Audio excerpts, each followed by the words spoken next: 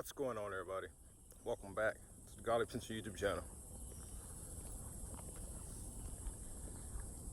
This video, I'm just gonna get on here and talk about something that I was just thinking about. As usual, I'm out in nature and thinking of the concept of all is mental, right? That is one of the universal laws. Like, you have your little man-made laws, government laws. You have laws within your community. Shit, you got laws within your little social circle.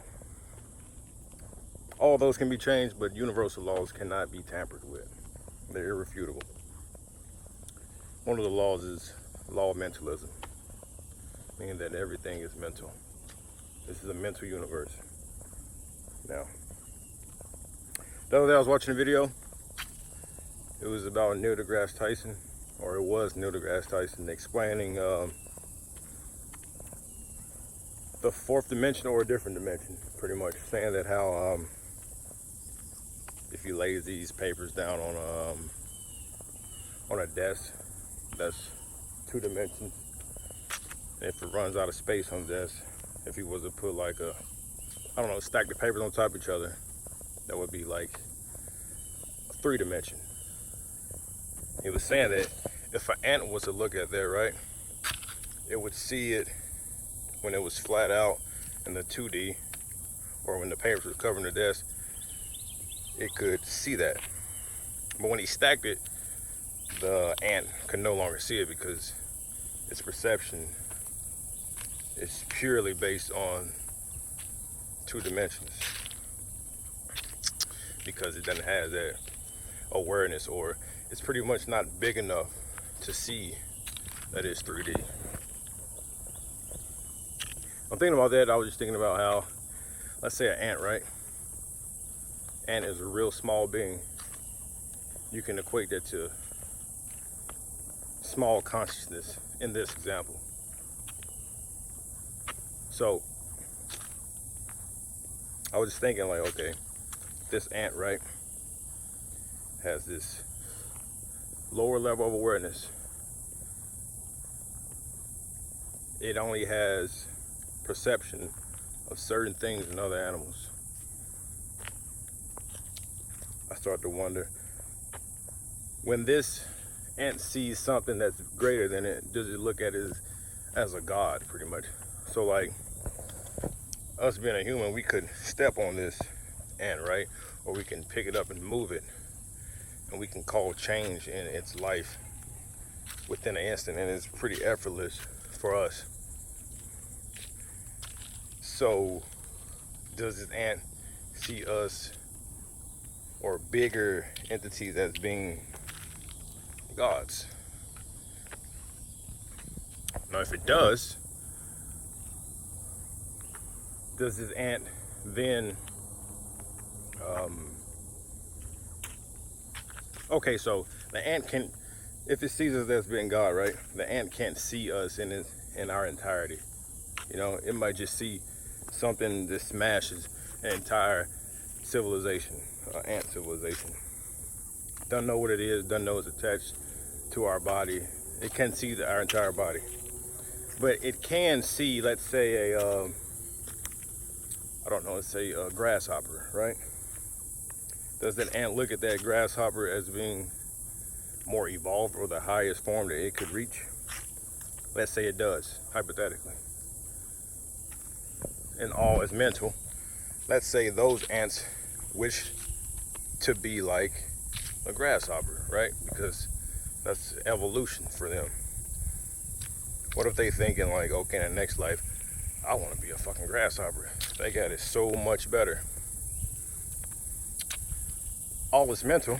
So if they focus on that in the mental, that is what's going to happen in their next life, in this example. Now let's say they keep on occurring. Let's say the grasshopper wants to be a wasp because it can fly. say the wasp wants to be a bird because it can fly higher and farther and more effortlessly. Let's see, it keeps on going and going.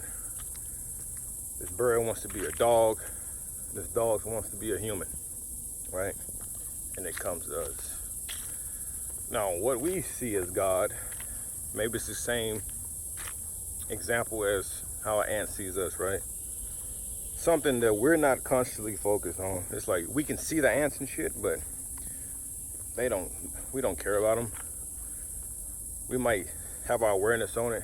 If one crawls up on us, we see an ant power or something, but we can choose to interact with it or not depending on what we want to do, right? So, what if these things we call gods, these ancient gods, these gods from different civilizations, different religions, different cultures, or if they're simply just a bigger being with greater level of awareness? But it's not the ultimate, because they are smaller than something else. So backtracking, if these animals seeing themselves wanting to be this other animal in the next lifetime, that's what they'll be. Okay, let's say in this lifetime as humans, we dive into spirituality. Then we begin to work with spirits, right? And we call upon this spirit and it causes great change in our lives, right? Shit is so easy for them, but it's hard for us to attain, right? Let's say you ask the spirit for wealth or fame or whatever. Some shit that a lot of people care about, but to these spirits it's nothing. You can manifest this shit out of thin air or align you with people who can bring that shit to you pretty easy, right? So we look at these entities as gods. So if we have that in our mind that that's the next step up, and we truly believe that, what if once we transition, that's what we become? A formless spirit instead of this one encapsulated in this body, right? And what if it just keeps on going and going and going? The more contact we have with these beings that can do more than us at this time, we'll keep transitioning to that. When I say that, I don't mean just how a lot of religions say, oh, God, because they don't have a concept of it. Like a lot of religions, when they say God, they just think of, oh, the Almighty Father up in heaven. Like, but you can't call upon that to come down and help you. You can call upon individualized entities with specific names, right? Like a Archangel Michael, Archangel Raphael. You can call upon these entities because you have their name. Once you have a spirit's name, you have a certain level of dominion. Not going to say over them, but you can call them, right? It's like you going out into a crowded place and you're looking for somebody, but you don't know their name.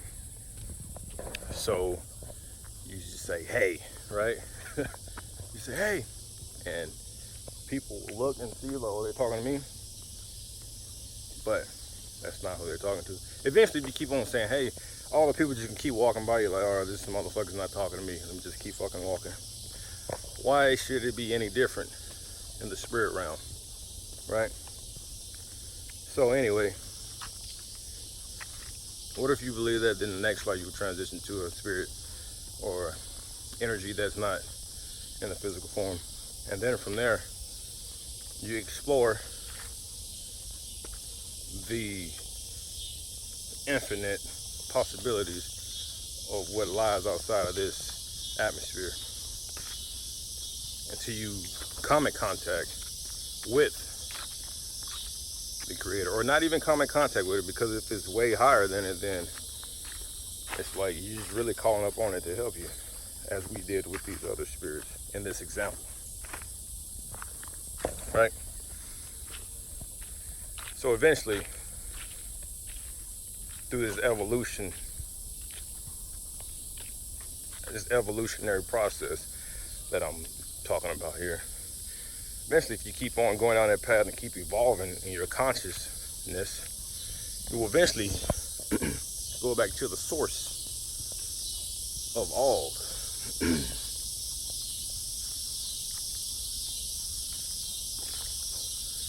Y'all hear that?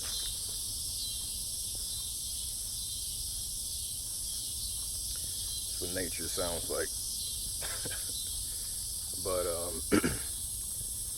yeah, so all is mental. This is a mental universe. If you make it in your mind, or set in your mind, that you want to evolve, you want to expand your awareness and consciousness, this is just a theory. This is just a what if. What if, just by having that desire in your mind, that is what will begin to take shape and begin to manifest in your life. What if you've been doing this since centuries ago?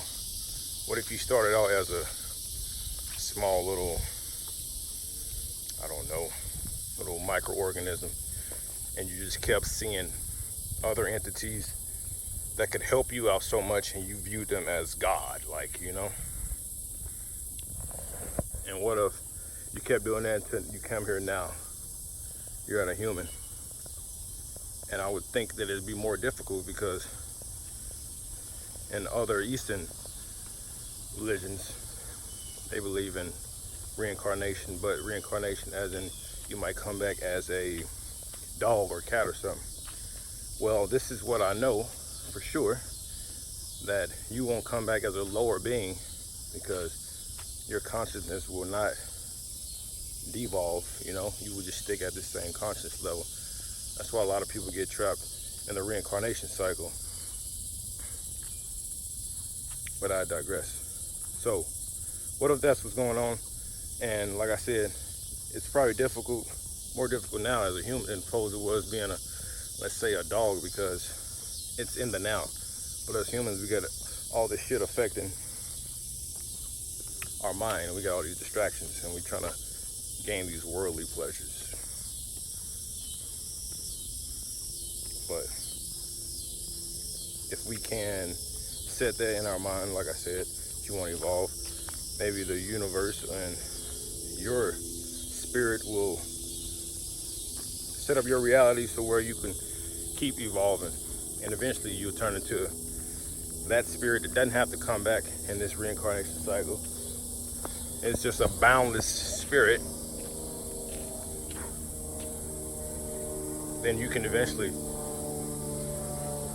through evolution, go transform into that oneness, that divine. But anyway, you know, this video, me just talking about shit I'm thinking about. It's just just some shit to think about.